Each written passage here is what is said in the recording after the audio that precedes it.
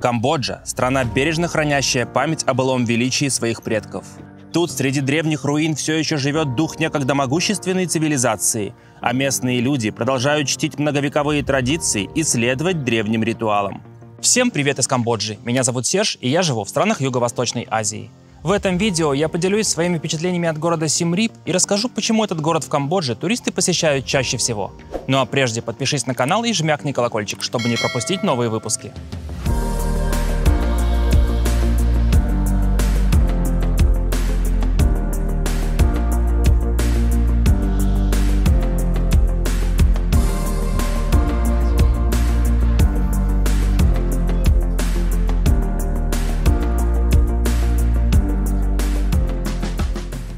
В Сием-Рип я попал из столицы Камбоджи, города Пномпень, куда меня привез микроавтобус за $13, а в дороге пришлось провести около 6 часов.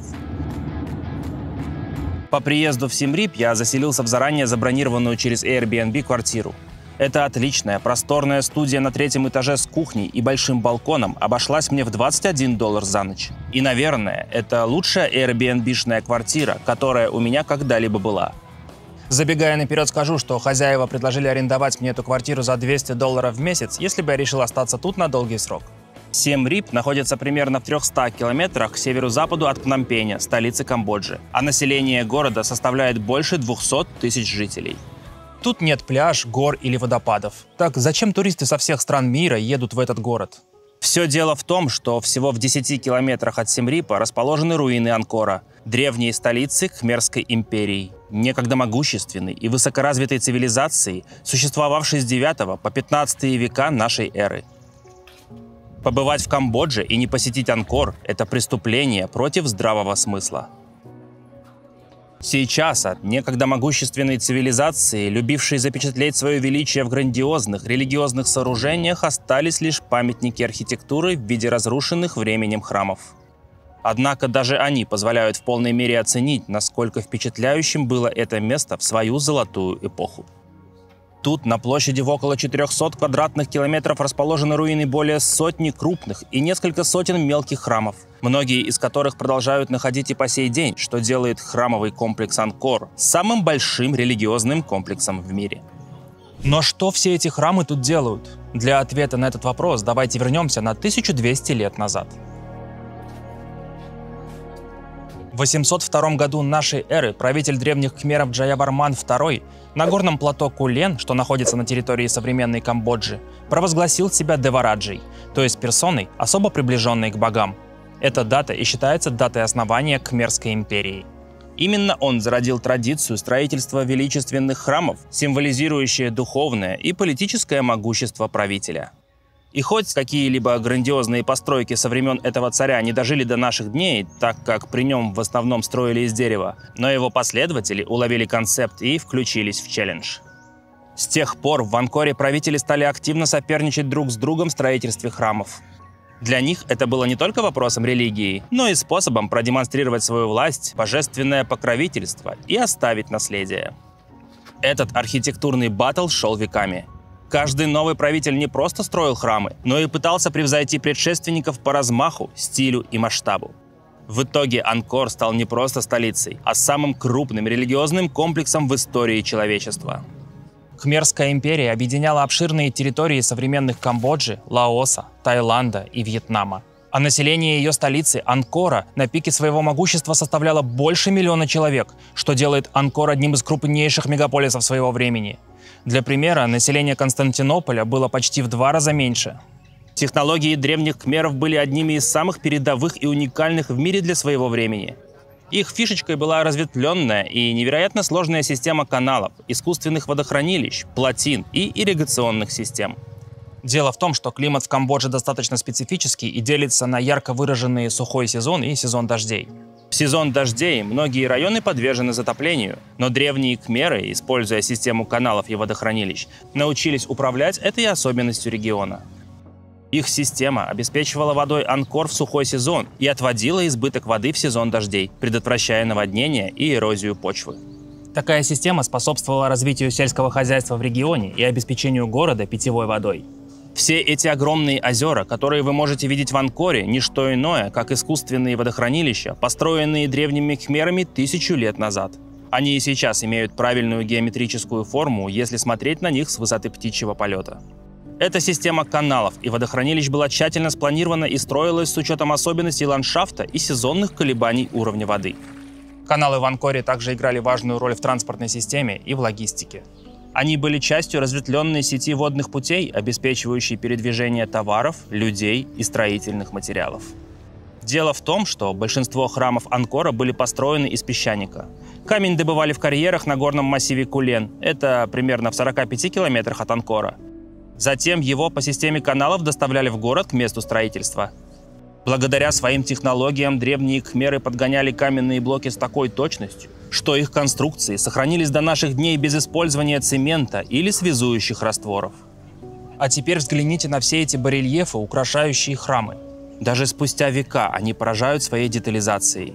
Неужели 1000 лет назад древние кхмеры могли создать столь точные и изящные резные изображения, используя лишь молоток и долото?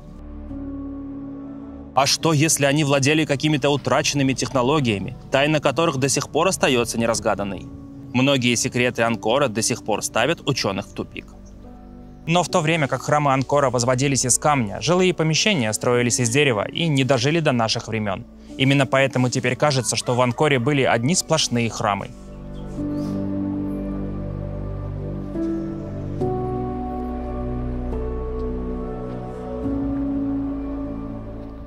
Чтобы не перегружать вас информацией, давайте здесь сделаем паузу и из прошлого переместимся обратно в настоящее, в город Сiem Reap. К тысячелетним камням Анкора мы вернемся чуть позже. Буддизм – важная часть камбоджийского общества. И тут, в Сiem Reap, как и в любом другом городе Камбоджи, есть несколько пагод, куда местные приходят для молитв, ритуалов и медитаций.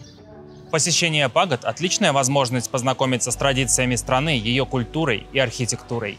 В городе Siem Reap я посетил пагоду Wat Phra Phrom Rat, что расположена прямо в центре города. Она была основана еще в 15 веке, но с тех пор ее структура значительно изменилась.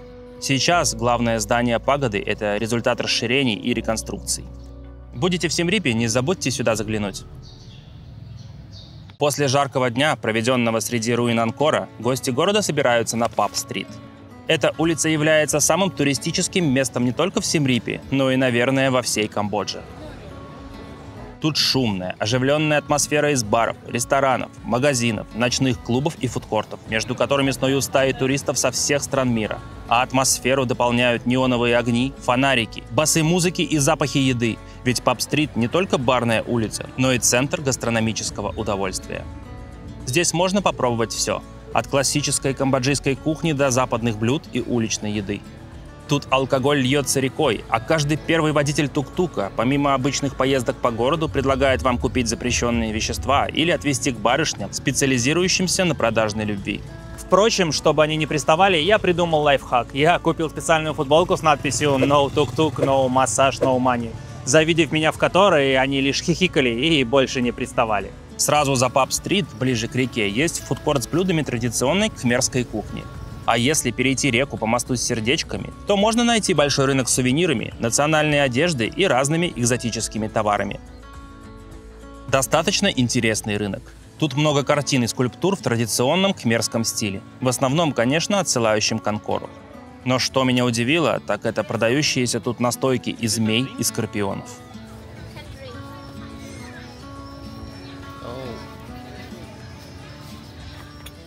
Тут, в Siem Reap, я познакомился с камбоджийской принцессой, с которой пошел на свидание. Она, так же как и я, сюда приехала из столицы на праздники.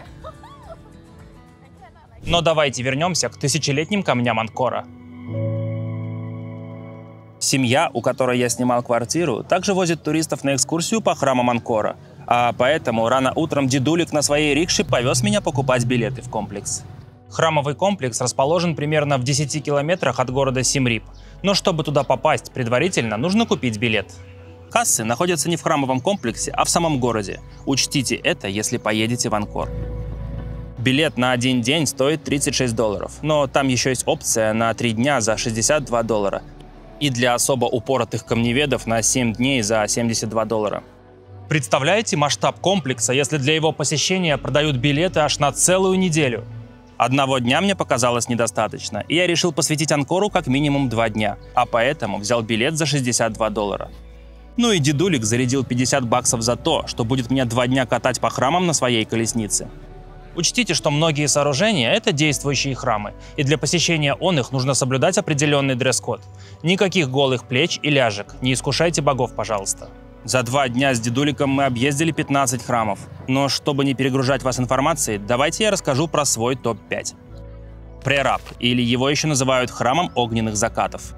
Этот индуистский храм был построен в X веке королем Раджендраварманом II и посвящен богу Шиве. Прераб переводится как «переворачивание тела». Это намек на древний кхмерский погребальный ритуал. Храм представляет из себя 5-ступенчатую пирамиду с 3 башнями наверху, символизирующими священную гору Меру. Что это за гора такая, я расскажу чуть позже. Высота храма 12 метров.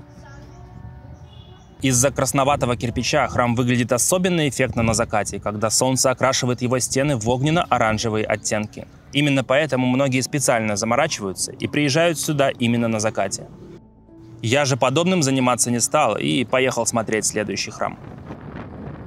Бабхуон – это индуистский храм, построенный в середине XI века и также посвященный богу Шиве, представляет из себя огромную пирамиду высотой до 35 метров, построенную на искусственной платформе.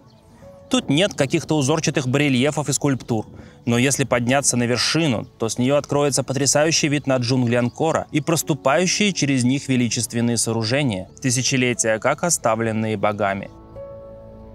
В 15 веке храм переделали под буддийский. С его западной стороны построили гигантскую статую лежачего Будды, но теперь ее трудно разглядеть среди обвалившихся камней. Вот она, ее можно разглядеть на этом фото. Я, кстати, когда там был, ее так и не заметил. Ну а мы переносимся в следующий храм. Hello. Прехан – буддийский храм-монастырь и важный религиозный образовательный центр Анкора, построенный королем Джаяварманом VII в XII веке. В отличие от предыдущего, этот храм невысокий, но довольно обширный по площади. Я там даже умудрился заблудиться. Это был не просто храм, это целый комплекс с монастырем, жилыми кварталами, библиотеками и даже школами. Прехан примечателен еще и тем, что тут смешаны как буддийские темы, так и индуистские.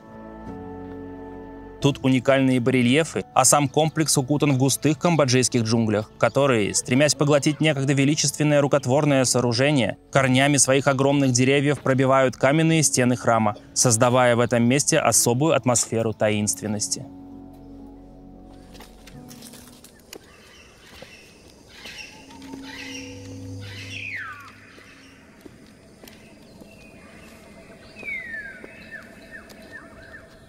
Следующий храм, о котором я хочу рассказать, знаменит тем, что именно тут госпожа Лара Крофт прыгала по камням в своем фильме «Расхитительница гробниц» с Анджелиной Джоли в главной роли. Это храм Тапром. Так же, как и предыдущий, этот буддийский храм был построен при короле Джаявармане VII в XII веке и известен своими гигантскими деревьями, чьи корни буквально вплелись в древние стены храма, создавая впечатление, что природа постепенно поглощает эту древнюю постройку. Вот, на их фоне госпожа Крофт и бегает в своем фильме.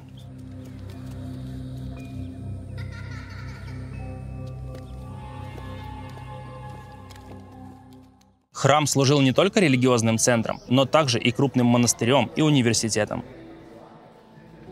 Здесь особая атмосфера заброшенного города-призрака, которую создают узкие коридоры, полуразрушенные галереи, покрытые мхом камни и корни деревьев, проросшие сквозь древние стены.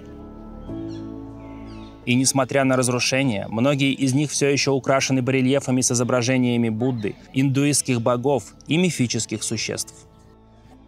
И последний храм в моем топ-5 рекомендованных для посещения храмов Анкора – это легендарный храм Байон. Байон – это буддийский храм, расположенный в центре бывшей столицы Анкор-Том и построенный в конце XII – начале XIII века при все том же короле Джаявармане VII. Этот храм известен своими многочисленными башнями, каждая из которых украшена огромными каменными лицами, изображения которых вы можете увидеть в абсолютно каждом магазине с сувенирами по всей стране.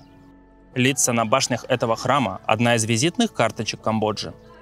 Байон еще называют храмом тысячи лиц, хотя на самом деле их там около 200.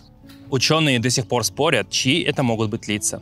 По одной версии, это лица самого короля Джаявармана VII, а по другой версии, конструкция с множеством башен и лиц отражает идею о том, что мир является многоуровневым и наполнен множественными проявлениями божественного.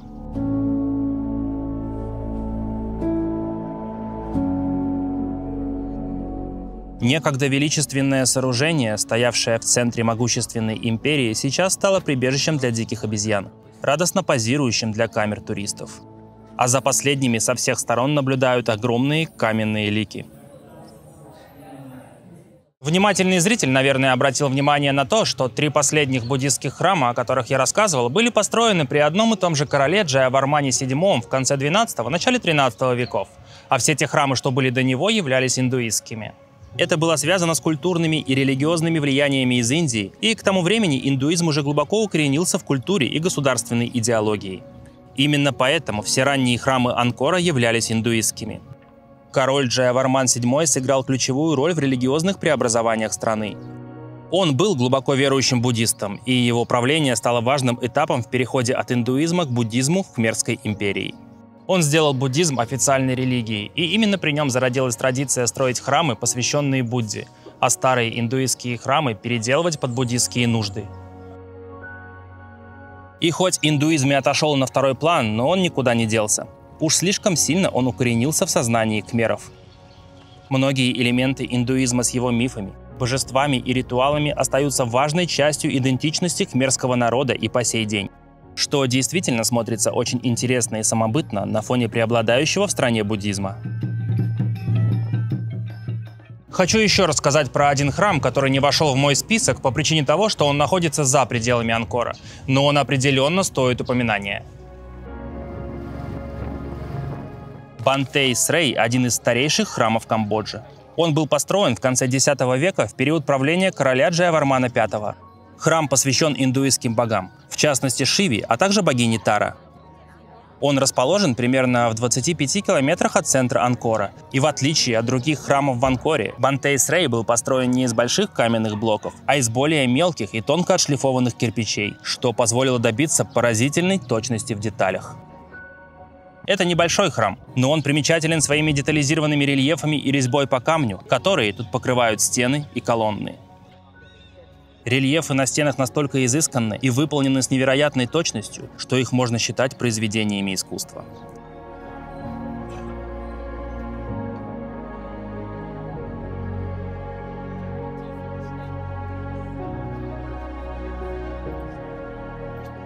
Давайте пока опять храмы поставим на паузу и отдел божественных вернемся обратно в Сим-Рип к делам мирским.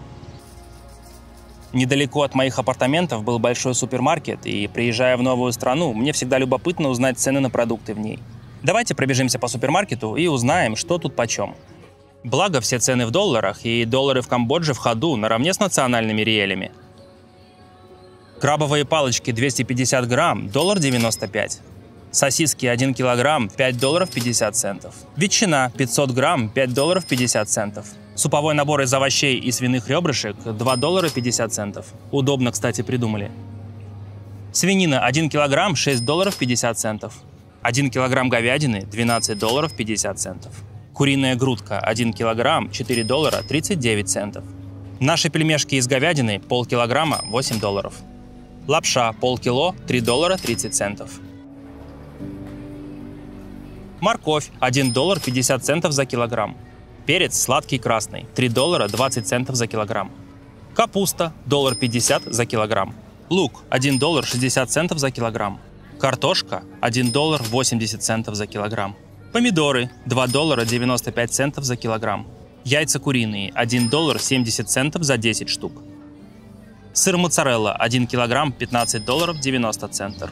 Сыр чеддер 250 грамм – $4.90. Майонез 130 грамм – $1.60.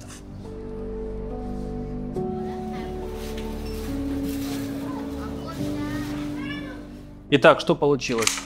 Десяток яиц, сырочек, крабовые палочки, упаковка сосисонов, помидорки, ветчина, паштет 3 баночки, соль, перец, масло сливочное кофе 3 в одном, хлеб, салатик, огурчики соленые, перчик и зелень ровно $50.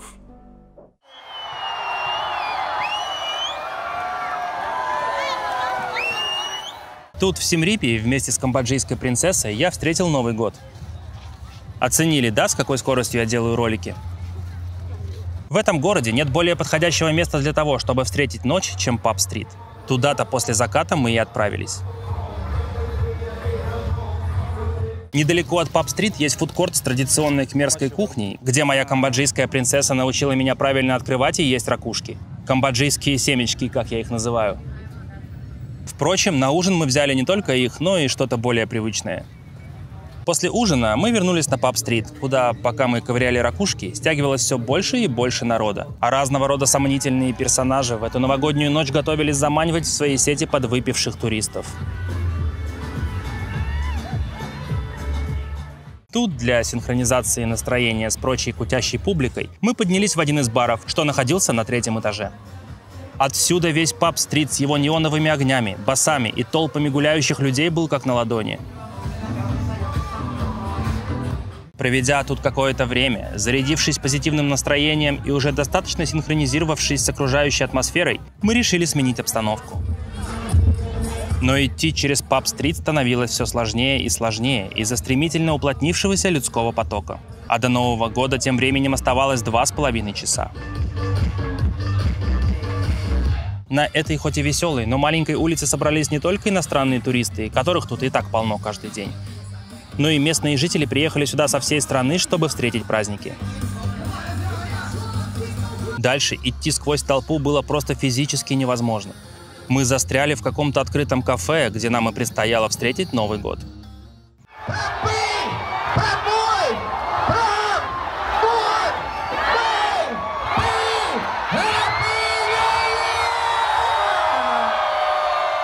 Тут собрались абсолютно разные люди из разных стран, говорящие на разных языках, с разным цветом кожи, менталитетом, традициями, верящие в разных богов, и при этом все они в едином порыве, под властью общей энергии праздника танцевали, пели, радовались и веселились, приветствовали друг друга бокалами. Такие моменты особенно ценны, ведь в них стираются различия и недопонимания между людьми. Именно так я и встретил Новый год. Но давайте обратно вернемся в Анкор. Мне нужно вам рассказать про еще один храм. Анкор-Ват. Этот храм является вишенкой на торте всего Анкора, и именно поэтому я вынес его за скобки предыдущего списка храмов, о которых я рассказывал. Это самое грандиозное, самое масштабное, самое величественное рукотворное древнее сооружение, которое я когда-либо видел в своей жизни. Моему скудоумию просто не хватает эпитетов, чтобы в полной мере описать это место. Площадь комплекса 162 гектара. Ни один собор, мечеть или храм в истории человечества не сравнятся с ним по размаху. Именно поэтому, согласно книге рекордов Гиннесса, Анкор-Ват считается самым большим религиозным сооружением в мире. Анкор-Ват – это символ Камбоджи. Именно его башни украшают государственный флаг.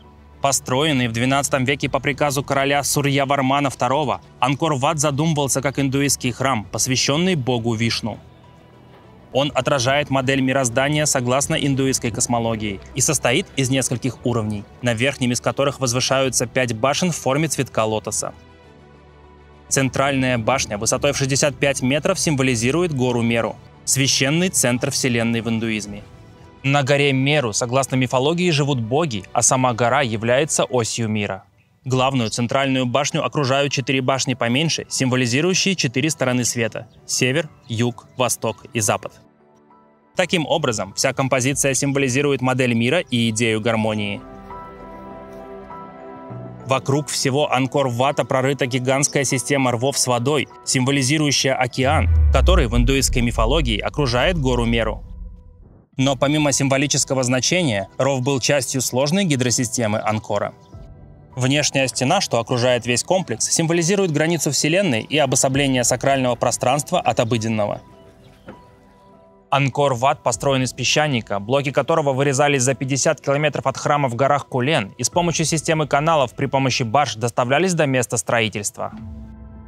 По разным оценкам, на строительство Анкор-Вата ушло от 5 до 10 миллиона каменных блоков весом до 1,5 тонн каждый, а стройка длилась от 30 до 40 лет. Стены Анкор-Вата украшают тысячи барельефов, изображающих сцены из индуистских мифов, исторические битвы или повседневную жизнь того времени. Барельефы вырезали вручную прямо на месте сотни кхмерских мастеров, трудившихся на протяжении десятилетий. Изначально построенный в честь одного из главных индуистских богов, постепенно, начиная с 13 века, с усилением буддийских влияний в Камбодже, Анкор-Ват стал переходить в статус буддийского монастыря. Многие части храма были переделаны или обновлены с добавлением буддийских мотивов, а индуистские скульптуры и изображения стали заменяться буддистскими. С тех пор храм стал важным центром буддизма и прибежищем для монахов, которые остаются здесь и по сей день, несмотря на то, что некогда великий город Анкор был заброшен и сейчас больше напоминает кладбище древних храмов, поглощенных природой и временем, нежели когда-то оживленный мегаполис. Но как так вышло, что такой грандиозный город, как Анкор, был оставлен своими жителями? Несмотря на великолепие и мощь, к XIV веку Кхмерская империя начала приходить в упадок. Набеги из соседнего Сиама, это современный Таиланд, внутренние раздоры и изменения климата, приведшие к сбоям в работе сложных гидротехнических сооружений города, стали причинами запустения Анкора. Те процессы и механизмы, которые на протяжении веков поддерживали быт жителей столицы, дали сбой. Людям просто стало проще жить в деревнях малыми группами, а поэтому они постепенно стали покидать город и расселяться по стране. Анкор был оставлен, и джунгли начали поглощать его стены, а величие постепенно сменилось на забытость. Тут остались лишь монахи и паломники. В течение нескольких столетий Анкор был в значительной степени забыт, особенно для внешнего мира, пока в конце XIX века французские колониальные власти не начали археологические исследования в Камбодже. С тех пор началась работа по восстановлению и сохранению памятников Анкора. Но, несмотря на это, большая часть города осталась неисследованной. Лишь в середине прошлого десятилетия ученые с помощью лазерного сканирования, так называемой лидарной съемки, выяснили истинные масштабы Анкора, скрытые под густыми джунглями Камбоджи. Технология помогла увидеть под слоями джунглей здания, каналы и дороги, которые раньше были скрыты от глаз из-за растительности.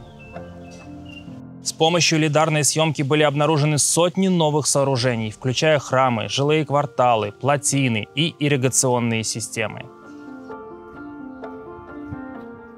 Сегодня Анкор – это не только археологический памятник мирового значения, внесенный в список всемирного наследия ЮНЕСКО, но и крупнейший туристический центр Камбоджи, привлекающий миллионы посетителей ежегодно.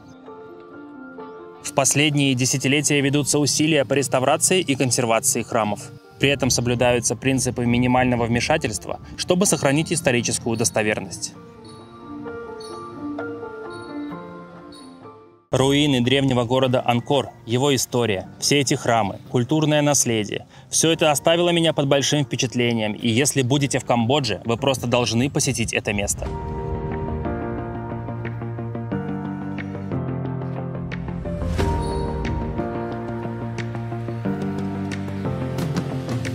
А что до города Сим Рип, в котором туристы, желающие посетить Анкор, останавливаются, то, на мое удивление, это оказался милый, невероятно чистый и обладающий своим шармом городок. Если выйти за Паб-стрит, то и не скажешь, что это самый туристический город в стране. Спасибо, что посмотрели это видео до самого конца. Если не трудно, поддержите меня своим лайком, комментарием и подпиской на канал. Всем спасибо и всем удачи! Табакин.